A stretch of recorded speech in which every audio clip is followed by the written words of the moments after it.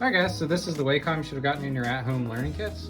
So once you slide the outer cover open, you get the box, and then open this part, and you'll see the tablet right on top. Drop that out, and you'll see a couple items in there. Here is the cord that you'll plug into your Chromebook. The small end goes into the end, like that. You also got spare stylus tips right there, and this little metal band right here is the tool you use to pull it out. So nobody should really need to do this in case it falls out and gets lost. Here are the extras. Here's the stylus right here. You use the little circle to then pinch on that little tab and pull it out, and that's how you can swap them out. But right now, we're not worried about that because these should last a pretty good while. We stick that back in there. Here is your instruction manual. Just has a couple items about how, what I'm explaining right now, how to hook it all up.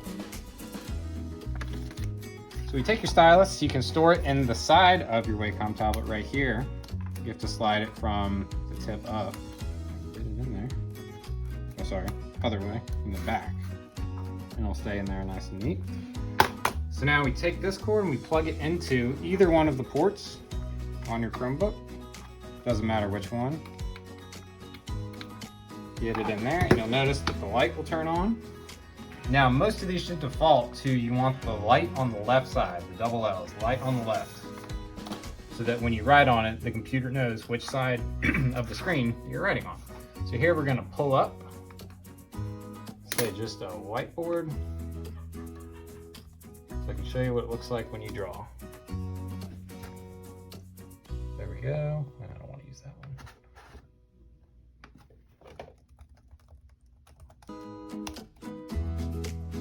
There we go. I'll use this one. All right.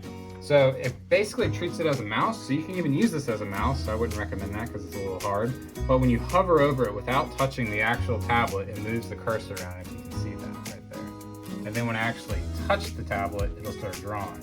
I can also touch it as if I'm clicking on a mouse. So if I go up here, notice I just kind of hover and move it up. That's how I move the cursor around. Get up here, I can tap, just like I'm clicking a mouse. Go back here, click. Now depending on what you're using this on, you can use these two buttons for different things. So if we're on, say, a whiteboard like this, I can push that button and now I can drag around the canvas like that. If I don't, I can still draw. So I can draw here, I can then click that button and pull it over.